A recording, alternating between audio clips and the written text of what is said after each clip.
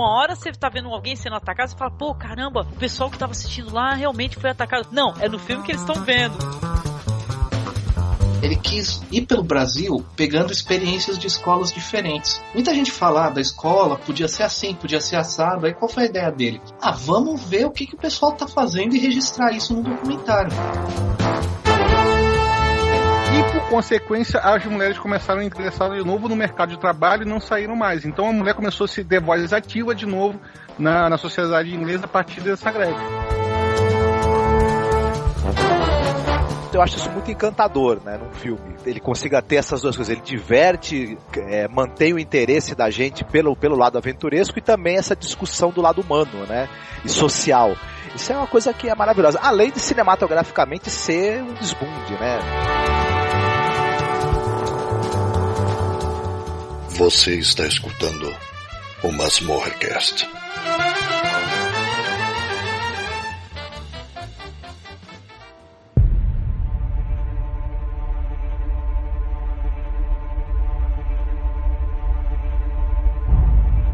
Ferreira is lost to us. He denounced God in public and surrendered the faith. That's not possible. Father Ferreira risked his life to spread our faith all over Japan. It seems to me that our mission here is more urgent than ever. We must go find Father Ferreira. This is in your hearts, then, both of you? Yes. Then I must trust God has put it down. The moment you set foot in that country, you step into high danger. O Silêncio é considerado uma obra-prima de Shusaku Endo, nascido em 1923, falecido em 1996. Romancista japonês e católico praticante. O romance de Endo conta a história fictícia de dois padres portugueses, Francisco Garpe e Sebastião Rodrigues, que apesar da perseguição devido ao banimento do catolicismo das terras japonesas, em 1614, viajam ao Japão para esclarecer o desaparecimento do padre Ferreira e para clandestinamente continuar o trabalho de evangelização. Analisaremos duas adaptações da obra de Shusaku Endo, Shinmoku, Silêncio, de 1971, do diretor japonês Masahiro Shinoda, e Silêncio, de 2016, do diretor Martin Scorsese. Os filmes tratam dos encontros de diferentes culturas, o processo de expansão e universalização da fé católica, da relação do homem com Deus, da ausência de manifestação do Criador diante do sofrimento humano.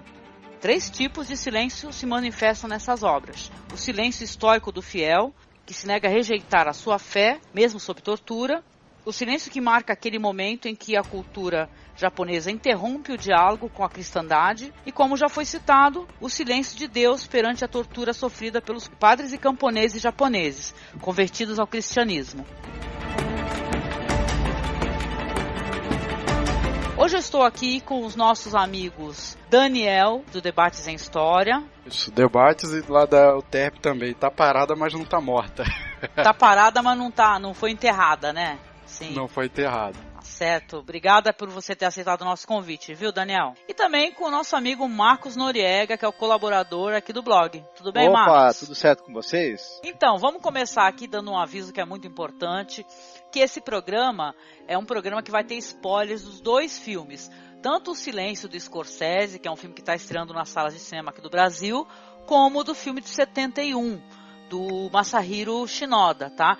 Então, se você quer escutar o podcast, as nossas análises, as nossas impressões, é importante que você já tenha assistido pelo menos o filme do Scorsese, porque o do Shinoda é uma primeira adaptação. Quem não lê o livro, ainda pretende ler, cuidado. É verdade, né? Porque a gente realmente deu uma olhada no final do livro, então pode ter spoiler do livro também, né? Estive dando uma olhada assim, em alguns aspectos, eu achei bem interessante, inclusive até um artigo que eu estava lendo hoje, né? A gente tem a questão dos jesuítas, que eles são bem conhecidos aí, principalmente na atuação no Brasil, né? Nessa questão da catequese no Brasil, de como eles atuaram com os indígenas, em toda a América também, né? Principalmente a América Central, você tinha falado até, Angélica, dos astecas e tal, né? Eles atuaram ali na China também, em Macau, e fizeram todo eles foram os atravessadores ali do comércio entre China e Japão. né? Então o filme ele aborda depois disso, quando ele já começa a fazer esse comércio. Mas só pra gente contextualizar, né, os jesuítas, né, diferentes dos franciscanos, que é uma outra ordem que eles acabam criando um embate entre si, entre jesuítas e franciscanos. Os jesuítas eles começam com o famoso Inácio de Loyola, né? Ele, pra ter uma ideia, eu tava lendo aqui, eu tenho um livro que fala sobre os jesuítas e a música no Brasil colonial. Ela fala que ele começou com essa ideia quando ele foi para uma guerra e ele levou um tiro de bala de canhão, sabe? E depois ele começou a perambular e tal, né? E se vestia com hábito de peregrino, mendigava por sua comida, algo assim bem estilo franciscano mesmo, né? Então aí que teve início a essa ordem, ele começou a ter seguidores e tal, e daí foi se desenvolvendo, né? Mas passando diretamente pro filme, né? O que acontece? Os jesuítas eles expandiram, então era interessante para a igreja essa questão da conversão dos outros povos. No Brasil, teve uma forma de conversão muito diferente da que foi utilizada em Macau e que foi utilizada no Japão, né? Porque aqui tinha um povoado que eles consideravam selvagens. Então a forma de você converter era muito diferente, né? E até no caso do Japão, né, tem essa questão de você se vestir como o povo, começar a se introduzir através do comércio, né? Aqui no Brasil começou esse primeiro contato com o comércio, e quando eles viram que davam para dominar, né, não precisava ficar só no comércio, mas dominar até pela força mesmo, e também pela questão da doença. Acho que é bastante importante citar isso, que toda a dominação, né, nas Américas e em outros países se deram por 3 fatores, né, pela questão do poder bélico, da religião e pela doença. No caso da China e do Japão, isso já não aconteceu, teria que ser pelo meio do comércio ali. Então é uma forma de se infiltrar. Então, resumindo todo o coreto aqui, toda a contextualização histórica, que é bastante coisa. A princípio foi a questão do comércio, né? Que quem entrou primeiramente no Japão, né? Estamos falando do caso do Japão, foi um comerciante. Depois que vieram, então, os jesuítas. A princípio, eles foram simpáticos a essa entrada, né? Que foi importante na época. O comércio, inclusive, de Macau, que era realizado, né? E tal. O êxito dos missionários veio depois, né? Mas a expulsão mesmo, que aí vai estar no contexto do filme, é pós 1614, né? Quando houve esse decreto aí da expulsão. Isso. Inclusive, é um texto que eu estava lendo, falava que a simpatia que tinha do shogunato, do Tokugawa Ieyasu, né? Meu japonês é horrível. O Shogun, né? O shogunato Tokugawa, né? Que ficou por muito tempo, por sinal, né? Ele disse que a simpatia dele, a atitude amistosa com os religiosos, não devia ser a religião, mas a conservação deste trato comercial, que para eles era tão vantajoso entre Macau e o Japão. Então, depois dessa expulsão, inclusive, a gente pode relatar que tiveram contato com os holandeses já desde 1610. Ou seja, 1614 ali já foram emitidas em 1612 e 14 na expulsão, mas desde 1610 eles já tinham esse comércio com os holandeses, na fundação da feitoria holandesa de Herado, o nome, né? Tá, então temos esse contexto aí de contato do cristianismo. O filme ele já começa nessa pós-proibição, tiveram 2 proibições, a segunda foi mais convicta, né? Foi mais forte. Eu estava lendo sobre, que fala muito da questão da preocupação com a religiosidade, mas eu estava lendo um outro prisma hoje, que é até meio que controverso isso. Porque você tem a questão das várias religiões, né? Que era o shintoísmo, né? E me lembra os outros 2 agora? Shintoísmo e budismo, né? Todas as 2 religiões não originárias do próprio Japão, né? Aí teve essa questão porque se fala sobre isso, tem essas 2 religiões, uma terceira religião não seria o problema, tanto que ela conseguiu entrar, né, no início e não era má vista por isso. Então eu li um artigo que ele fala de um fator político-econômico, que é muito interessante, né? Que no caso eles primeiro tem uma expulsão porque eles não respeitaram as religiões convencionais, né, o shintoísmo e o budismo, quando vocês falaram, ou seja, aquela questão de impor a religião cristã como única, ou seja, esqueçam as outras e só essa aqui é a verdadeira, ou seja, quebrou essa dinâmica de muitas religiões no lugar. No caso também teve uma questão comercial, do trato comercial, que eles começaram a ver assim como como se houvesse corrupção, né? Não sei se a palavra certa seria corrupção, mas tem aqui um tratado de um franciscano, porque os franciscanos e os jesuítas, eles se tiveram muitos embates, né? Eles disputavam entre si. Então tem um tratado do Sebastião de São Pedro, ele afirma claramente que a implicação da Companhia de Jesus no comércio entre Macau e Nagasaki tinha sido a causadora da perseguição e expulsão do cristianismo no Japão. Então se relata fraude e contas que não são muito claras nesse comércio. E uma curiosidade, tem um personagem aí, o Padre Ferreira, né? Que começa a trabalhar para a China, a gente pensa que acabou o filme, o que aconteceu com ele, né? Ele, na verdade, ele acaba indo para a China, né? E ele falava que todo esse problema da questão do comércio, do que eles diziam que era fraude, né?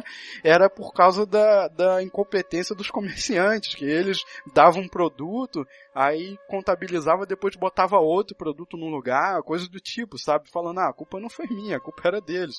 Outros diziam que essa tarefa era muito complexa para padre, sabe? Não era uma coisa que o padre deveria ficar contabilizando e tal. Então você tem várias vertentes aí. No caso, o Ferreira, ele foi para a China, e depois da China ele teve que sair também, né? E ele foi considerado o melhor padre, comerciante, nesse caso, que teve da Companhia de Jesus nesse período. É interessante isso daí que você falou, pelo seguinte, né? Porque o Ferreira, ele não é um personagem fictício, né? Ele existiu realmente e tal, né? Nos filmes vai ser mencionado o Francisco Xavier, né? Francisco Xavier, sim. Que ele foi canonizado, é santo, né? Que foi o primeiro jesuíta que foi pro Japão, nessa fase boa, vamos colocar assim, né? Onde a religião era bem aceita, houveram muitos adeptos, né? Etc. Então, depois do Francisco, ele já continuou viajando, ele não permaneceu no Japão, né? E ele vai para Macau, depois de Macau ele sai fora, porque depois os jesuítas são expulsos da China também, né? Por causa dessa questão comercial, porque os jesuítas, eles estavam adquirindo muito poder, muitas riquezas, acumulando muito dinheiro, né?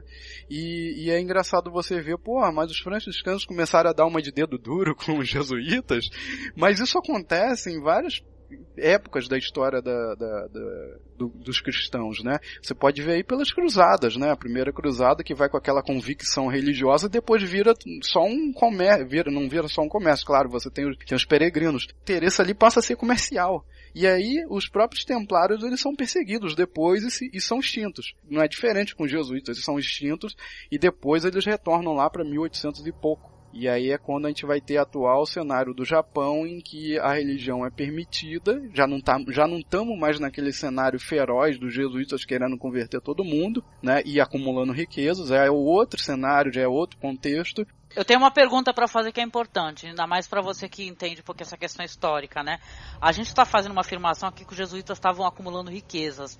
E Sim. Tem embasamento histórico isso daí, porque pode ser visto com um viés, né? Isso daí, né? Porque pelo menos na história do livro e nas adaptações e tal, porque falam muito que eles faziam um voto de pobreza. Aí eu já não sei dizer, né? Você tá falando aí, eu tô... Eu vou meter o dedinho nessa história, porque, por exemplo, já entrando nos spoilers do final do livro, uma das coisas que cita claramente no atestado de óbito do padre Rodrigues, no final do livro, é que ele tinha bastante grana nos bolsos, né? Quando morreu. Inclusive, ele recebia um dinheirinho, um cachezinho toda vez que ele ia lá verificar uma carga que foi comprada dos comerciantes, seja dos comerciantes portugueses, italianos, holandeses, e para saber se tinha algum artefato cristão na carga, ele recebia. Então ele estava com dinheirinho no bolso de vários trabalhos que ele tinha feito aí naquela última semana, quando ele quando ele morre. Não, eu entendo essa questão do ponto de vista, a questão do livro. Eu acho, inclusive, que interessante. A gente vai fazer essa análise, né, paralelamente, entre as duas adaptações, né, porque existe uma outra, se não uma adaptação, um filme que também conta essa história chamado Olhos da Ásia, né, que é um filme dirigido por um português, filme de 96, que esse filme eu não conseguia acessar. Mas o que eu queria perguntar para vocês é que sim, no livro ele mostra realmente que existe essa... diferente do filme do Martin Scorsese, né? Que é spoiler isso, né? Você já está avisado de spoiler. O personagem lá, ele é visto uma mão dele, um símbolo, né? Uma cruz, algo assim do gênero, como se ele nunca tivesse renegado, apostatado totalmente, né? Já no livro não. No livro, quando tem como o Marcos falou aí, que tem qual é o nome disso? Atestado de óbito, não é verdade? No atestado de óbito tá falando que, olha só, ele tinha dinheiro nos bolsos. Mas é o tal negócio, gente. O atestado de óbito também foi escrito por outras pessoas, né? O que eu tô falando isso daí é que é pra gente não parecer que tá tá com viés, entendeu? Que a gente é contra, né? Respeitando a religião alheia também, né? Não é nem uma questão da gente ser contra, nem ser contra nem a favor dos jesuítas, né, ou dos templários, ou etc. Mas é fato historicamente comprovado que os membros dessas ordens, a partir do momento em que eles entraram, foram fazer missões e foram fazer trabalhos que envolviam proximidade com questões comerciais, eles começaram a se envolver com as questões que envolviam comércio e as ordens começaram a acumular dinheiro. E possivelmente os indivíduos também ligados a essas ordens também começaram a acumular. E não é à toa que depois disso começaram a acumular dinheiro, começaram a acumular poder político, poder de influência, e quando se tornaram uma pedra no sapato ou incômodos para reis ou governantes de determinados locais, foram expulsos ou até extintas as ordens, como o Felipe Belo fez com os templários, por exemplo. Os jesuítas foram inclusive expulsos do Brasil também, por motivos muito parecidos relacionados com questões políticas e financeiras, né, que a gente sabe também. É fato histórico conhecido por todo mundo, né? Que assim, todo mundo não, mas é muito bem conhecido e documentado isso, né? Deixa eu só pegar 3 exemplos aqui, Angélica, só para poder confirmar isso, até com mais embasamento, para não dizer que a gente só tá atacando, né? Mas pegar 3 casos aqui, um até de comparação, porque a Igreja Católica, o catolicismo, né, o cristianismo, ele sempre teve essa questão do acumular, né? Tanto que você vê uma diferença entre os protestantes na América do Norte e os cristãos na América do Sul, no Brasil. Como eles acumulavam e como na América do Norte os protestantes, eles não tinham essa questão do acumular, mas justamente do trabalhar, gastar e produzir, né? Que encaixou bem com a questão capitalista dos Estados Unidos posteriormente, né? Por isso que encaixou tão bem, por isso que deu tão certo lá, porque tem essa diferença. Então a Igreja Católica ela sempre teve essa concepção do acumular as riquezas, né? Então isso não é nem uma coisa, a gente pode ver uma coisa como ruim hoje, seria até anacronismo, né? A gente analisar que seria uma coisa péssima, ruim, nossa, como eles são maus, não, mas isso era uma coisa da natureza deles mesmo, assim, da concepção deles de guardar, de juntar um dinheiro. Eu entendi o teu ponto de vista, não é isso? Eu também tenho um olhar cético sobre isso. A questão é que eu tô falando é a seguinte, as informações que eu andei pesquisando, principalmente referente ao Francisco, né, que é o primeiro que iniciou essa grande evangelização, é que eles, claro, eles fazem um voto de pobreza, inclusive a aparência dele, né, porque justamente devido ao voto de pobreza, era uma aparência assim meio, não sei, mal vestido e tal, isso causava inclusive rejeição, né, e as pessoas não recebiam ele legal, né, depois quando ele entendeu que precisava se arrumar melhor, ele colocou umas becas cada hora e tal, aí depois começou a funcionar, né? Porque a coisa muda, né? Porque se você pegar o caso dos Templários, o que eles eram na primeira cruzada e que eles foram na última, é totalmente diferente, sabe? E eu vejo assim que os jesuítas, nesse caso, com o passar do tempo, eles foram se modificando muito na concepção deles. Por exemplo, quando eles são expulsos do Brasil, também é por uma questão de que eles tinham muito poder, muito dinheiro, e também por uma concepção iluminista. No caso do Oriente, a gente não pode dizer que foi uma concepção iluminista, porque é outros fatores que levaram a essa expulsão. Não é só econômica, né? A gente também não pode dizer isso que foi só econômica. A gente tem que sempre analisar na história vários fatores interagindo ao mesmo tempo. Você tem essa questão religiosa que eu tinha falado antes, tem o shintoísmo e o budismo, e quando chega o cristianismo impondo, dizendo que só só essa religião deve ser adorada, isso dá embate. Outra questão muito importante é que o cristianismo era visto como uma dificuldade, uma dificuldade para a unificação do Japão. Por que isso? Porque tinha alguns seguidores do Shogun que tinham se tornado cristãos, e teve um caso de que insubordinou a ordem, né? Então, essa questão do cara ser cristão, ou ele vai fazer uma batalha em que você tem os seus seguidores, em que os seus soldados são cristãos, e eles se negam a obedecer suas ordens, foi visto como extremamente perigoso. Então você tem uma questão das armas, da unificação do Japão, você tem a questão econômica, que eles estavam ali juntando muito poder, e tem a questão da imposição religiosa. Então você tem 3 fatores aí que você pode ver que estavam atuando ao mesmo tempo. Sim. E eles começaram a ver o cristianismo como um grande problema, né? Um grande problema. A gente não pode dizer que é só a questão do acumular a riqueza, né? Às vezes acumular uma riqueza, mas não era algo assim tanto, mas tem essas outras 2 questões que são muito importantes também. Não, você tem toda a razão. São filmes interessantes onde você precisa compreender o contexto histórico, esse recorte, né? No momento essa história está sendo contada, senão não adianta, né? Claro, tem a questão histórica, tem a questão da leitura que você faz, desses silêncios que eu comentei, porque se vai se falar muito dessa questão histórica, vai se falar da questão religiosa, né? E aí que vai ter muito caroço nesse angu, né? O motivo desse silêncio, né? Toda essa questão abordada tem a ver com esse silêncio. O título não é à toa, né? O silêncio de Deus, né? É um silêncio que grita, né? Por que eu tô sofrendo miseravelmente e você não tá fazendo nada, né? O sacerdote lá, ele olha pra cima, cadê você? Eu vou pisar agora no fumier, entendeu? Então é interessante isso daí. Mas sobre a questão histórica em si, Daniel, não sei se você se informou, depois dessa proibição que teve no Japão, vocês souberam que teve uma grande batalha, né, onde morreram, 6.000 cristãos, convertidos, etc. Vocês ficaram sabendo disso? Vocês se informaram? E realmente é uma coisa impressionante, porque isso foi mais chocante até pra corte e tal. Imagina camponeses, vejam bem, né? A galera que ali, né, sossegadas e tal, numa grande batalha lá, né? Eu não vi essa questão da batalha em si, não. É porque acaba que isso inclui na ideia mesmo, né? Que isso estaria atrapalhando a unificação do Japão, né? É claro, né? É o pessoal combatendo entre si, né? Brigando. Rebelião de Shimabara. Tá aqui, Revolta de Shimabara. Exatamente, essa rebelião de Shimabara. Exatamente, ela aconteceu nesse período aí, que é o período Edo, dentro do shogunato Tokugawa, né? Onde os impostos foram drasticamente aumentados, teve essa questão aí da proibição, né? E é claro que essa perseguição ao cristianismo, ela foi um fator decisivo, né?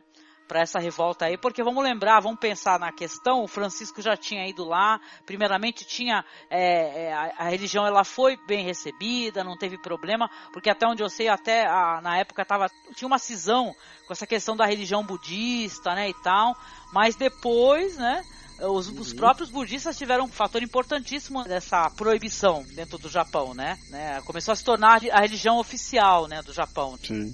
Tem um fator aqui que o filme acaba ali mais ou menos antes da morte de Ieyasu, né? Aí tem a morte de Hidetaka, que assume o Iemitsu. Aí começa a perseguição e matança de cristãos que não se converteram, em 1623.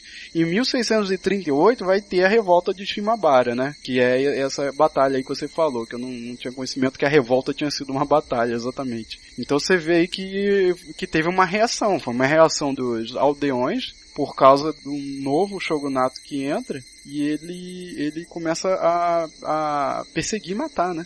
Tem isso. Não, exatamente. E só para contextualizar aqui, porque tá falando aqui que os padres, o Rodrigues e o Garp, dentro da história dos filmes, eles chegaram em 1639, aí a timeline, né? Pra pessoa poder analisar a timeline de eventos. Fechamento dos portos japoneses, 1639.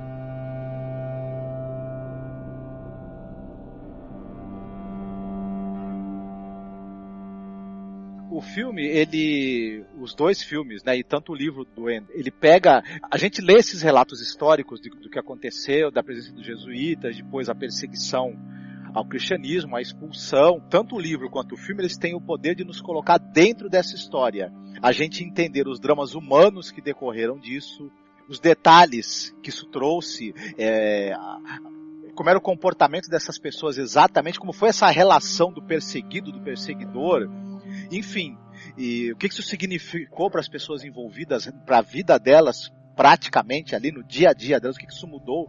Então o filme é muito interessante, e quando a gente vê de perto como é que isso aconteceu mesmo com os detalhes humanos, a gente começa a fazer um paralelo com outras perseguições, com outros momentos em que culturas diferentes acabaram se desentendendo, entrando em conflito. A gente começa a ter um paralelo com conflitos entre culturas que a gente vê agora, inclusive, né? E esse conflito eterno do Oriente e do Ocidente, dos interesses ali econômicos e políticos, influindo na relação entre as pessoas, né? Porque nem sempre o indivíduo que está ali, o indivíduo que é cristão, o indivíduo que é budista, eles gostariam de estar entrando nesse conflito e matando um ao outro. Às vezes são fatores de questões políticas, econômicas e sociológicas que levam os caras assim a entrarem em embate, né?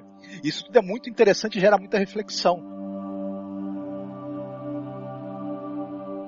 Quando você sabe que a história original é de um escritor japonês chamado Shusaku Endo, você se pergunta, nossa, mas por quê, né? Porque a gente sabe que o cristianismo, né, no caso o catolicismo, ele não é uma religião maioritária, né, no Japão, né? Então você fica, nossa, um japonês que ele está contando uma história obviamente cristã, né? Tem um viés cristão. E sim, ele é um católico, né? Praticante, como eu falei lá no começo. E eu queria só contar para as pessoas sobre esse autor aí, que ele nasceu em Tóquio, né? Que os pais dele partiram pouco depois para a zona japonesa da Manchúria.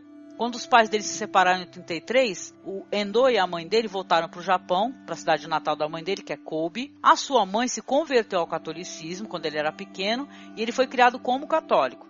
Ele foi batizado em 1935 e quando tinha 12 anos foi dado a ele o nome cristão de Paul. Ele estudou a literatura francesa na Universidade de Lyon, de 1950 a 1953, e as suas novelas, né, como no caso essa daí, que é a mais famosa, que é Silêncio, né, Shimoku, refletem muito as experiências da infância dele, né, inclusive essa questão, cria estigma, né, de ser um forasteiro, a experiência de ser sempre um estrangeiro, a vida dele como paciente no hospital, a questão da fé católica, que é refletida nessa obra, e inclusive, uma curiosidade, a obra dele é comparada muito a outro escritor, que é o Graham Greene. Como é que é a literatura? Só uma curiosidade para o ouvinte. O Graham Greene também é um autor católico e ele pega questões teológicas e questões relacionadas com a fé e ele coloca no contexto da vida das pessoas, na vida das pessoas comuns. E ele também tem um livro muito conhecido dele, como é O Fim de Caso, por exemplo, trata um pouco dessa questão da intervenção de Deus e às vezes do silêncio da divindade diante do sofrimento. Então dá para fazer paralelos interessantes, sim. Ele trata muito dessa questão de como funciona as pessoas que têm fé numa época de guerra, numa época de conflito. Então tem um paralelo curioso, sim, que pode ser feito entre os dois autores, embora um seja japonês e outro seja inglês. Eu tô pronto pra ir pro filme. Ah, maravilhoso. Se vocês estão prontos, eu também tô pronta, né? Então... Come now.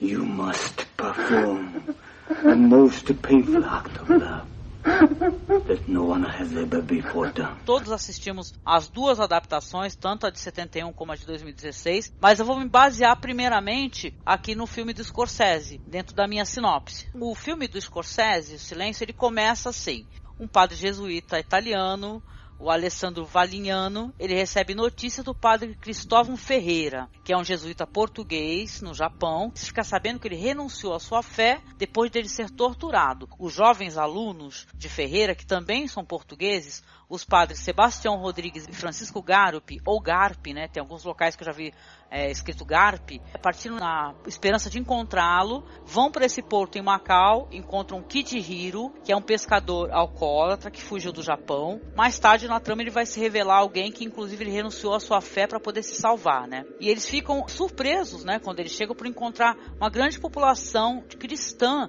em locais ermos, né, em ilhotas e tal, vilas, né? E aí eles acabam acolhendo muito bem os sacerdotes, e aí acabam sendo, né, perseguidos, né? Vai ter um samurai que busca cristãos, vai visitar a aldeia, vai ter a questão dos martírios, né? A partir daí tem um grande desenrolar na história.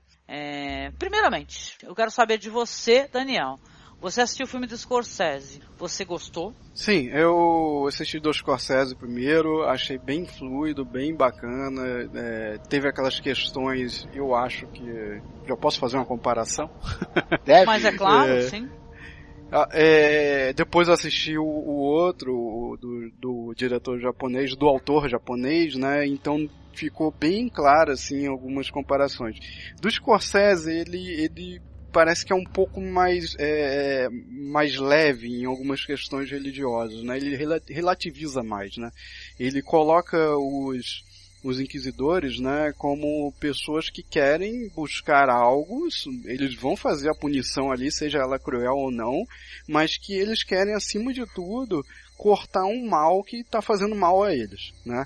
E eu percebi já de início dos filmes do diretor japonês, para mim ficou muito claro algumas vezes algumas intenções cristãs no filme. Por exemplo, quando ele já começa, o filme já começa com eles na praia chegando. Só que tem uma descrição anterior que já vem dizendo que simplesmente o Shogun resolveu perseguir os cristãos. E não contextualiza por quê, né? No decorrer do filme, eu vi algumas cenas que ficaram assim do tipo, quando ele é capturado pela primeira vez, o inquisidor que captura ele esboça um sorriso maléfico para ele, que é diferente do Scorsese, que não tem esse sorriso maléfico. Deixa eu entender aqui de você, então. Tu acha que a história do Scorsese ela é mais bem representada dentro desse contexto? Por incrível que pareça, o cara não é japonês, mas a dele tá muito mais, assim, relativizando os motivos que levaram aquilo tudo, aquela questão do pântano, de que o Japão absorve, embora tenha nos dois filmes isso, né?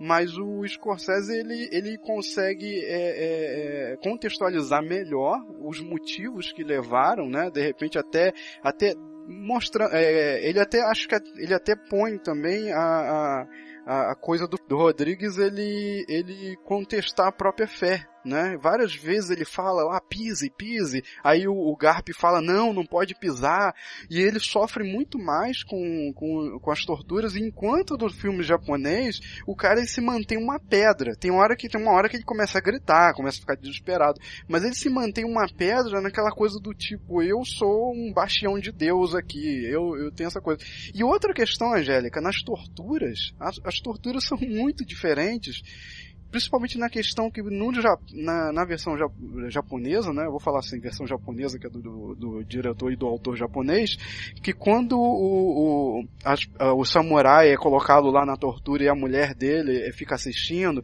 e os dois têm que renunciar, eles resolvem renunciar, ele é levado para um canto e morto. Ou seja, não tem honra nenhuma naquilo. Você confessou que é cristão, agora você tá renegando, beleza, a gente vai te libertar. Não, a gente não vai te libertar, a gente vai te matar aqui no canto. Porque você merece morrer, porque a gente é traiçoeiro. E no Scorsese não é assim. E tem essas questões, entendeu? Eu adoro isso, da gente poder conversar com as pessoas, porque tu vai ter várias perspectivas, né? Eu tenho uma ideia total e completamente diferente de você. Nossa, muito. Nisso daí eu até quero saber também a opinião do Marcos, né?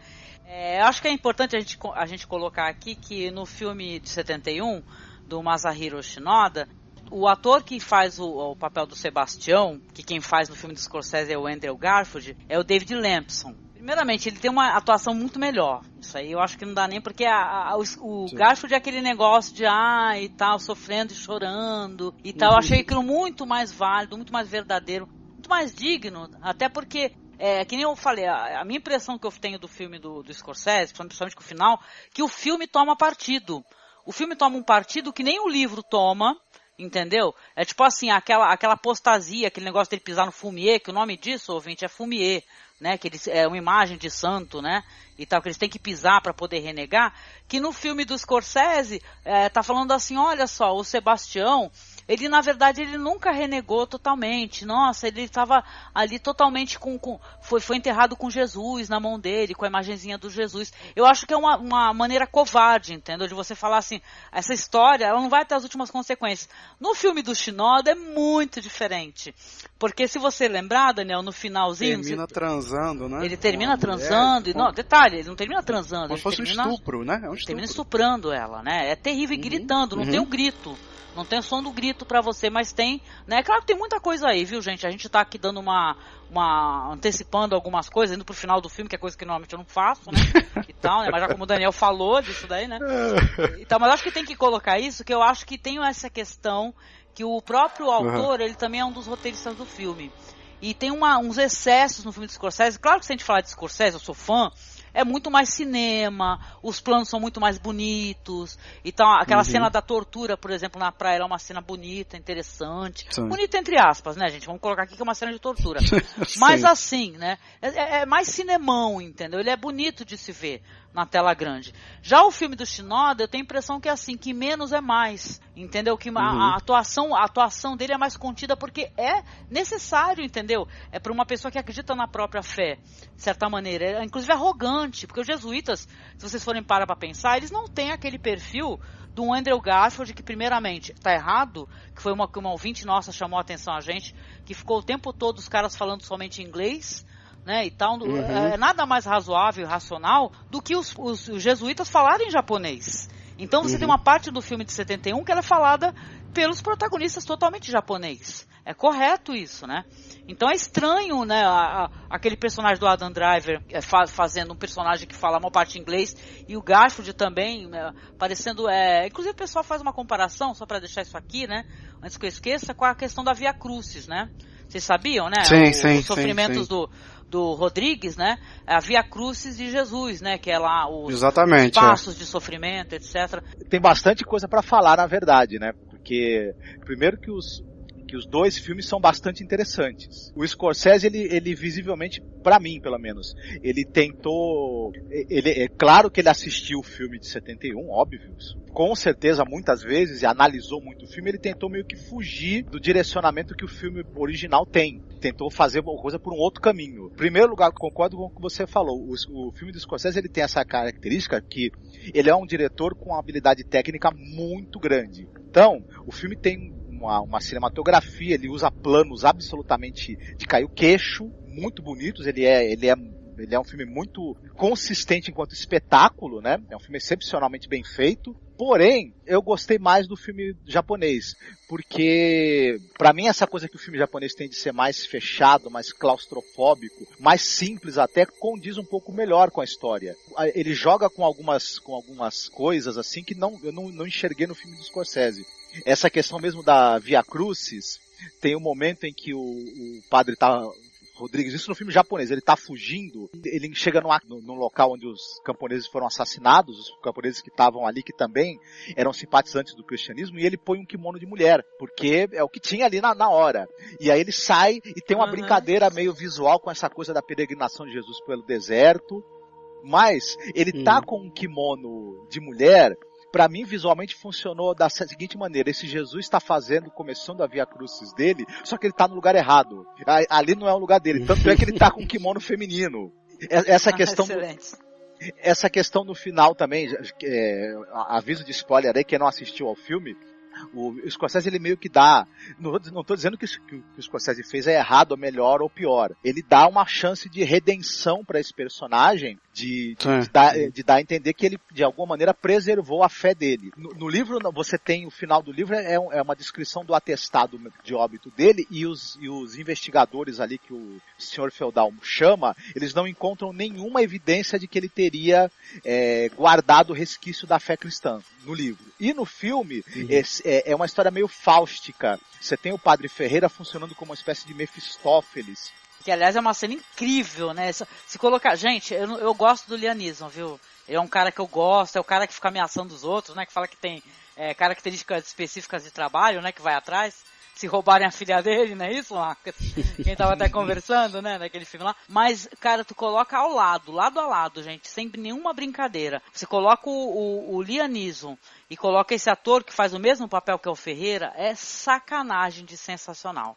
É o que o cara faz, ele parece um demônio. Ele se apresenta como um demônio, sabe? É impressionante as cenas, são muito diferentes. Muito mais brando assim, né? Tipo, na fala dele. Eu comparei as falas também, né? Então, muita serenidade, aquela coisa tipo o diabo falando mesmo. É tranquilo, com os olhos injetados. Uhum. E essa coisa no filme japonês, enquanto que o filme do Scorsese você tem um foco bem grande na relação do Padre Rodrigues com o Judas japonês lá da história, que é o Kishihiro, né? É o Kishihiro, sim. Que é quase um alívio cômico no filme do Scorsese, e no filme de 71 ele é um personagem trágico, porque ele é um personagem trágico, não é pra ser alívio cômico de jeito nenhum. No filme do Scorsese, o Kishihiro ele funciona um pouco, ele é um alívio cômico, e ele é um espelho para essa coisa do eu vou trair, né, eu vou renegar a fé, mas depois eu fico com culpa, porque ele é um personagem muito interessante dessa relação da coisa da culpa cristã, né? No momento de perigo, por um momento de conveniência, eu renego, mas depois eu volto. A gente tem isso até de certa maneira em Pedro, né? Isso não é uma coisa tão incomum, inclusive nos mártires cristãos, até momento de fraqueza e de renegar, porque você tem isso inclusive no cara que teria sido o primeiro Papa, né, Pedro? Então o Kishihiro ele é muito essa coisa do humano falho, tentando acertar e errando, se deixando. E já no filme do japonês tem muito essa questão também, esse paralelo que é feito da relação do Kishihiro com a prostituta e do Padre Rodrigues com a mulher cativa, que está lá presa, que tem o marido assassinado, como o Daniel falou. E que no fim, de certa maneira, o desejo sexual reprimido vai fazer com que ele seja pego pelo Mefistófeles, que é o Padre Ferreira, no final, e ceda, e por isso que termina com aquela cena de estupro. E aquele grito silencioso dele percebendo que ele se deixou derrotar, mas como não houve uma resposta. O momento em que ele pisa no fumier no filme japonês é muito interessante, que ele primeiro olha para cima, ele vê que Deus não responde a qualquer indagação que ele tenha dentro dele, depois que ele pisa, ele olha de volta para o céu com um olhar de raiva e de total decepção, né? E aí, nesse momento, você percebe que ele já decidiu se entregar e pronto, né? O filme do Scorsese, ele meio que ele toma um partido. Tanto que ele toma um partido que ele, no final do filme, aparece assim, esse filme é em memória dos 26 mártires, né, japoneses, no Japão, etc, não é? Então é assim, no filme do Shinoda não tem o silêncio no final também, né? Que termina com o silêncio daquele grito silencioso. No filme do Shinoda, ao mesmo tempo, no filme do Shinoda tem muitos símbolos cristãos, tem a Via Crucis ali representada, tem essa figura de Judas, que também é presente no filme do Scorsese, mas no filme japonês eu acho que ela é mais óbvia. Tem essa coisa da relação com a mulher, que se você for pensar na vida de Jesus, tem essa questão da presença das mulheres, é muito, muito claro isso no filme japonês, e essa questão da figura do diabo tentador, né, que está ali presente. A diferença é que no filme japonês o diabo tentador vence, enquanto que no filme do Scorsese é dado uma redenção ali final pro protagonista, né? Fazer uma comparação aqui, até para continuar confirmando o meu ponto de vista, né? Sobre essa questão até do final, né? Como é que eu vejo isso? No caso do Scorsese, só pegando o filme como um todo, eu não vejo ele demonizar os inquisidores da forma como é feita no Shinoda. Né, o do Shinoda tem uma questão assim do cara rir o tempo todo, ele dá risada pro cara negar a fé dele, ele ri, ele vai zombando, não serve pra nada, aí depois ele faz a mesma fala, que aqui não funciona, que aqui absorve, mas não cresce e tal, mas tem essas questões do sarcasmo, de ficar rindo da cara do outro, né? E no Scorsese isso é um pouco mais brando, tem a visão, tem a questão do inquisidor, que agora eu não lembro o nome, o velhinho, né? Que ele é até simpático em alguns momentos. E no final, como é que eu vejo esse final? Que, tipo assim, como o Marcos falou, né? Quando ele tem toda essa retirada no Shinoda, né? Quando ele tem toda essa retirada da fé dele, aquela questão do estupro, né? Eu vejo como se o autor, né? Ele estivesse demonstrando ali que ele caiu totalmente em desgraça na vida dele, por ter abandonado a fé cristã. né? E no caso do Scorsese, o que no caso que você está vendo como tomar um partido, né? O que eu vejo é tipo que cada pessoa ela é criada com as suas crenças, as suas convicções, mas elas não são abandonadas da mesma forma que um povoado japonês. Ele não abandonaria a sua própria fé na qual ele foi criado. Aqueles que foram para lá e supostamente convertidos, eles também não teriam abandonado a sua religião. Mas aí fala, mas aquele monte de cristão que estava ali, que se dizia convertido. Na verdade, para mim, parece que o tempo todo aqueles cristãos, e isso é falado no filme também, que eles estão muito que perdidos mesmo, assim, tipo, eles não têm muita noção do que é um cristianismo, do que eles estão seguindo. Exatamente. Eles não têm até falar, são uns idiotas. Representado, né? naquela personagem que conversa com o personagem do Andrew Garfield, né, o Rodrigues, no filme do Scorsese, que ela fala assim, olha, eu vou pro paraíso, né?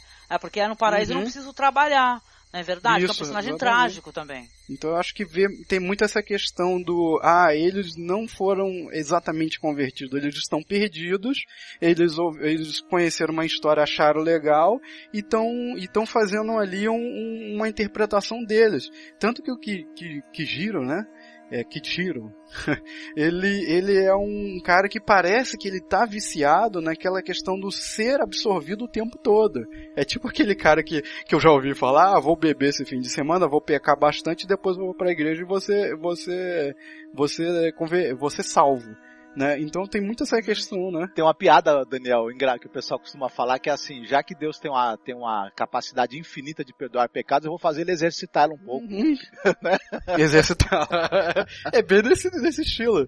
Então o Kijiro, ele tá muito mais perdido ali, você vê que ele tá perdidaço, enquanto do Shinoda ele chora e sofre, de fato, um sofrimento cristão, de uma pessoa que é cristã, mas que não sabe o que fazer, o Kijiro, ele se demonstra muito mais perdido naquela nova fé que ele não consegue compreender como os outros. Então eu acho que o final, pelo menos na minha interpretação, né, é que ele demonstraria que as pessoas, elas não perdem a fé na qual foram criados, né? Eles se adaptam à situação e aí criam um espantalho ali, uma versão de uma religião do que eles teriam se voltado, né? Que não seria diferente no caso dos dois padres. Eles teriam criado uma versão ali e continuado com a fé deles. Né? Então eu acho que foi essa visão que ele... É interessante você pegar, né, a gente que é cinéfilo, e analisar a carreira do Scorsese, né? Uhum. E tentar entender por que ele produziu esse filme. Eu já assisti uma entrevista dele, disse que ele queria produzir esse filme porque ele falava muito com o padre lá, ele falava uma igreja, não sei, de Nova York e tal, e que achava que merecia e tal. Então, ele acha interessante essa questão, que é um romance do Endo que aborda o mistério da fé cristã, né? Que é o mistério da fé é esse, né? Você tem que ter fé, sim, independente do silêncio, né? De não ser respondido, né? E tá interessante isso daí, né?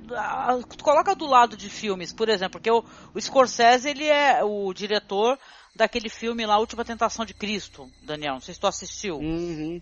Que é um filme muito interessante. Ele é diretor também de Kundun, que é um filme que eu adoro, é um filme pouquíssimo falado do Scorsese, né, que é um filme sensacional, gosto pra caramba, e você pega assim, depois de um filme como esse, do último filme que ele fez um filme com o DiCaprio, não é? Aquele das ações lá, que agora me falha o nome dele. Lobo de Wall Street. Lobo de Wall Street, né? Então é estranho, né, um filme assim que você vê assim, que é o Scorsese extremamente religioso, né? Ainda mais que ele ficou dando os depoimentos falando assim que o cinema acabou, né? E tal, uma coisa meio pessimista, né? Como assim? Ele tem elementos religiosos nos outros filmes dele, inclusive nos filmes de gangster, ou mesmo no Touro Indomável, ele tem. Mas eu acho que uma coisa também interessante é destacar em relação aos dois filmes.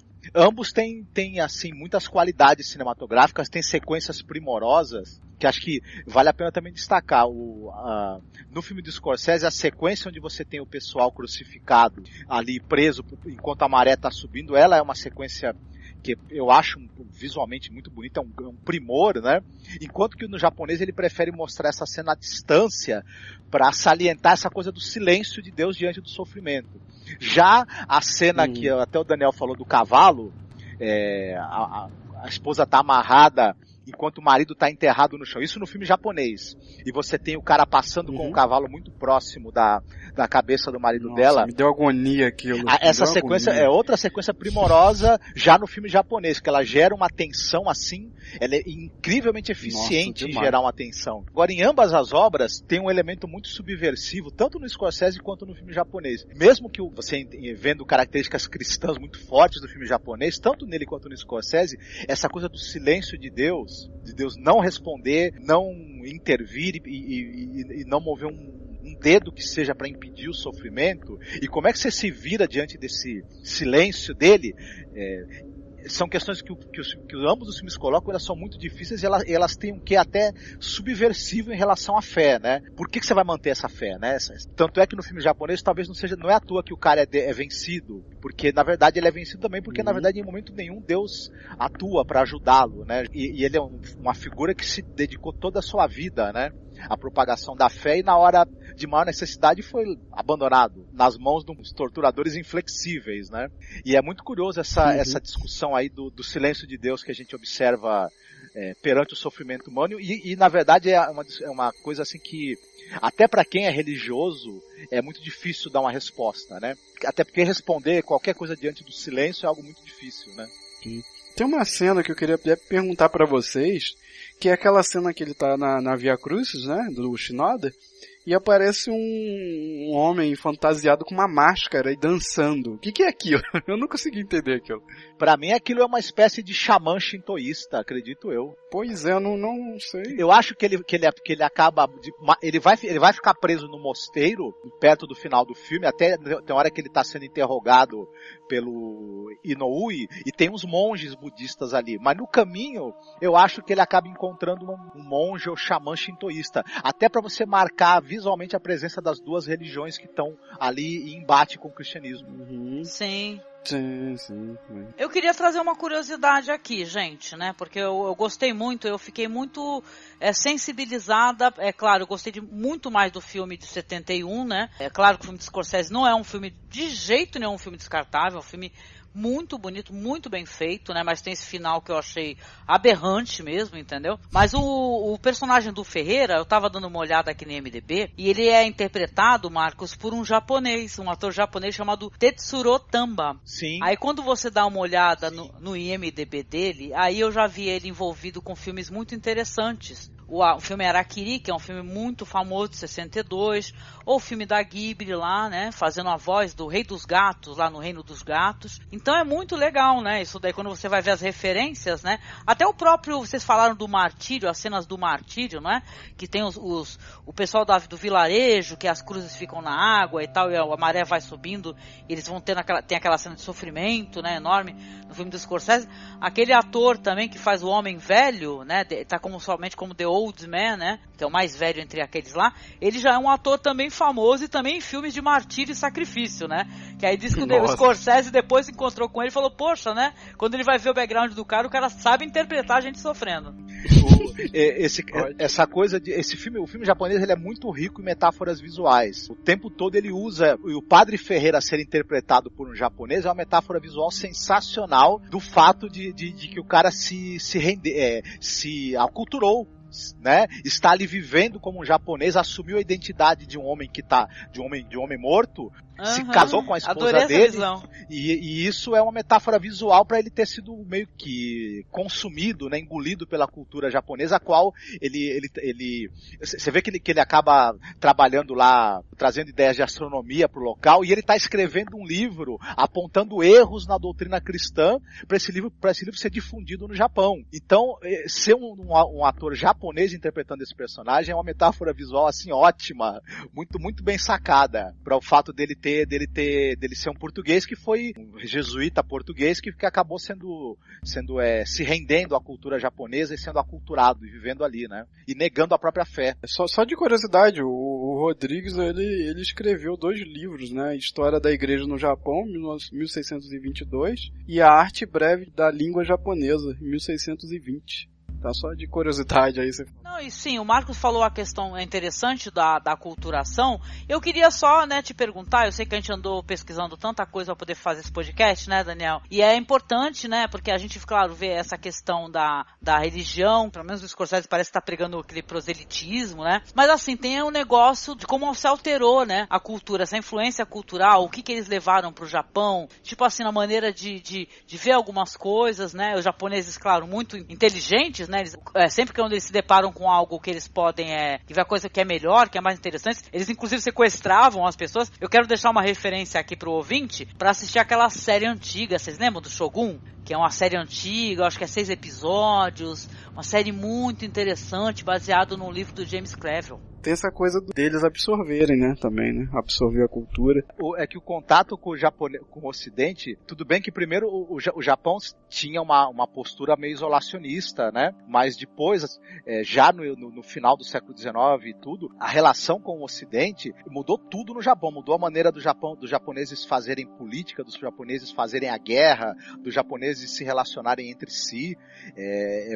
O impacto da relação com o Ocidente no Japão é muito, muito grande, talvez maior do que o impacto que a cultura japonesa tem no Ocidente, inclusive. Lembrando que a pólvora ela foi descoberta na China, mas era utilizada para fogos de artifício, né? Ela é desenvolvida depois como arma, né? E levada para lá. Exatamente, a questão própria dos vidros, né? Óculos. Claro que tem essa troca, né? Aqui no Brasil também ocorreu, A medicina ocidental é levada. Foi introduzida por um português, exatamente. Né? Aliás, tem uma cena no Shinoda que é muito interessante, que é o Kijiro pegando uma cobra e guardando ela e falando, isso aqui a gente usa para fazer remédio. E eu tava lendo uma crítica sobre o filme que falava isso, que mostrava como que tinha elementos da cultura deles, ou seja, da medicina deles, que era mostrada no filme. Que do Scorsese acho que não é mostrado isso. Eu não lembro de ter essa cena. Tem a cena dele buscando água, mas do Shinoda tem a cena dele pegando uma cobra e guardando. Mata a cobra e guarda. Aí ele fala, isso aqui a gente utiliza para fazer remédio, né? Bem legal.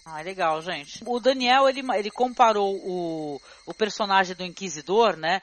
Ele achou o personagem do Inquisidor do Scorsese mais interessante, porque ele parece mais, como é que eu posso dizer? Mais amigável. Amigável. Eu achei um personagem muito interessante e perigoso, na verdade. É claro que é um grande ator, gente, uma grande atuação. É claro que eu fiquei assim de boca aberta. E é aquele negócio, quando você pega assim, um grande ator, atuando muito bem, né? Totalmente confortável num papel. E você pega o Andrew Garfield, que tá uma coisa... mesmo, achei um horror, assim. Ele ao lado do personagem do filme do Shinoda é sacanagem. De ruim, entendeu? Então, mas assim, é claro, né? A gente faz essa comparação, a gente acaba comparando. Mas eu achei o personagem do Inquisidor, de certa maneira, mais interessante no filme do Shinoda, porque é aquilo, entendeu? Eles sabem que assim, olha, a sua religião, ela aqui não é bem-vinda, as coisas que vocês acreditam, eu entendo, porque eu estudei, né? Vamos lembrar, já está mais de 40 anos a religião, né? Quando eles fizeram várias escolas, mosteiros, sei lá, né? Já estava bem implantado, né? Então os próprios inquisidores, eles tinham estudado em escola católica. Então ele fala, eu compreendo o que você está me falando, só que você tem que entender que aqui essa religião não vai se proliferar mais. Tem essa questão aí que, na minha comparação, me pareceu ser muito mais agressiva a afirmação que eles fazem no Shinoda, né? Tem um momento que ele até fala, não serve de nada, né? Tem um momento que fala que eu estudei lá e não serve de nada aqui. E no do Scorsese falado isso, não serve de nada porque aqui não vai funcionar. Tipo assim, ele tenta ser mais brando nessa explicação. O próprio personagem, que eu não lembro o nome dele, que é o que faz a tradução, ele é muito mais amigável, parece que ele tá querendo ajudar, né, aquela coisa. Tem outra cena também, Angélica, que também eu acho que, não sei se eu fui muito com a visão, né, também eu fiquei pensando muito isso também, se não foi por causa das interpretações que influenciaram a minha interpretação, a interpretação dos personagens, né, a atuação dos personagens, digo. Se foi isso que influenciou a minha visão, mas, por exemplo, quando o Garp ele se encontra de novo com o Rodrigues, né, e no do Scorsese eles não se encontram, tem aquela cena mais dramática, né, de botar os dois pra se encontrar, um gritar pelo nome do outro, tentar um se abraçar, o outro não pode, né, e aí o cara, ele pega e ri, né, olha seu amigo, olha o que ele vai fazer, tipo assim, parece que tem um escárnio, enquanto que no do Scorsese, ele é levado por um lugar, ali, todo armado, até confortável, vamos dizer, né? E ele fica de longe como se fosse para evitar, assim, o sofrimento do encontro, né? Mas você vai ver o que vai acontecer com seu amigo, e seu amigo não vai te ver. Não sei, é uma interpretação minha, ficou parecendo muito, assim, aquela forçação do tipo, veja o sofrimento cristão no Shinoda, e do Scorsese isso ficou mais brando, né? Até a própria relação desse tradutor, né? Que o Morinoyaga falou o nome agora, ele é muito mais assim, ele dá muito mais a entender que ele tá querendo ajudar e não tirar sarro, como o do Shinoda tira o tempo todo, né? Mas é uma coisa interessante, torturadores não são inquisidores, né? Eu tô usando a palavra inquisidores de uma maneira imprópria, né? Mas tudo bem, para efeito de comparação, né? No filme japonês, porque eles seguem uma lógica que é assim, eles precisam quebrar o espírito do padre, porque eles querem que ele renegue a fé dele, enfim, e também vem nele, como ele é um cara jesuíta, obviamente um grande conhecedor da fé, um agente da evangelização lá dentro do país deles, enxergam nele um possível grande aliado se conseguirem fazê-lo passar pro lado deles. Isso. Então, essa postura de escárnio, essa postura muito desagradável deles, funciona para ter um efeito psicológico nele também, para ir quebrando o espírito dele cada vez mais rápido de maneira total. Então por isso que eles têm essa postura tão cruel e meio assim, para ficar muito claro pro padre o quanto eles são inflexíveis. Eles não estão achando nem sequer desagradável o que eles estão fazendo. Portanto, não adianta implorar, pedir, porque se o cara tá te torturando e rindo, amigo, não tem o que tu possa falar, fazer pra os caras desistirem do intuito deles. É melhor ceder.